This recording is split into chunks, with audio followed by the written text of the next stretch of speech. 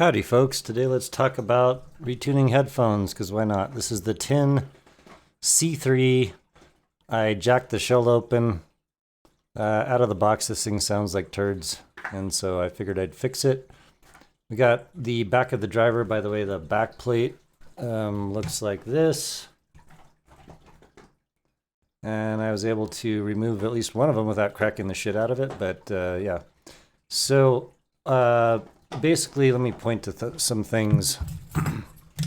When you're retuning a dynamic driver, this is a 10mm driver with some buzzwords on it, and I don't really care what the buzzwords are, I just want to see how it performs. But we changed the back vent, that's this guy right here. Ooh, it's a little bit loosey-goosey.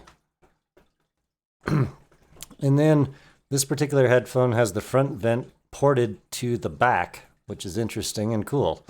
So there's no like pinhole vent on this side of the bore.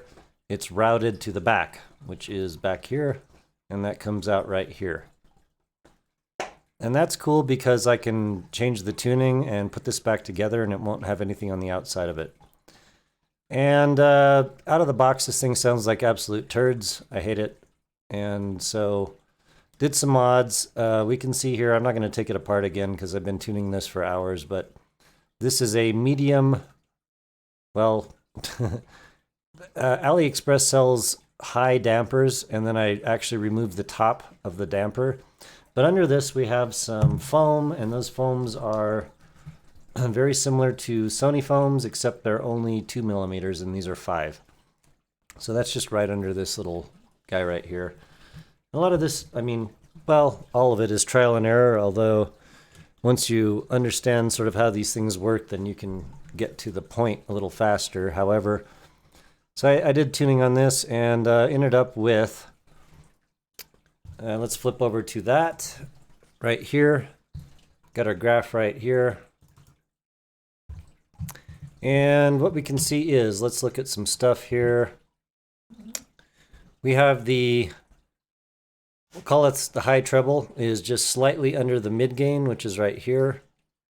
We have a nice about, I want to say about 9 dB. Let's see, 101 to 109, maybe like a little less than 9, maybe like 8 some point something dB of pinna. And it's centered right at, let's see if we could find it, just about 2.5. There's 2.5 right there. Okay. And got a nice slope here.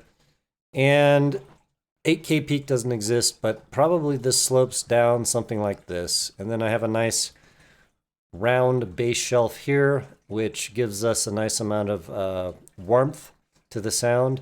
But if we look at the pinna, the bass shelf is, for, let's see, 109 to 106. So like maybe 4-ish dBs less than the top of the pinna.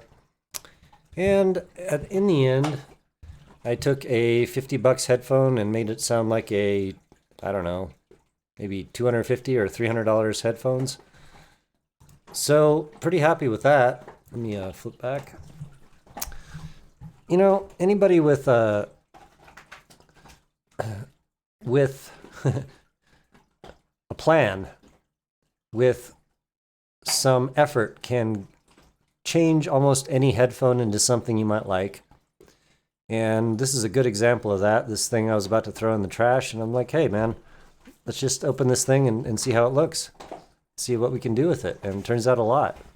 10mm dynamic driver with like PU and LCP, probably PU surround and LCP cone. And you know, it's like it's typical dynamic driver, but like actually is pretty high performance. And you know, from the graph, if you listen to this, it has a really amazing amount of 3D staging, really natural timbre, and it's very enjoyable to listen to, which is better than it was out of the box. So just thought I'd mention this, you know. Folks, man, dig in. Put your little bit of work into the money that you've already spent, and you'll probably get something better than what you would have imagined. Right on. Talk to you later.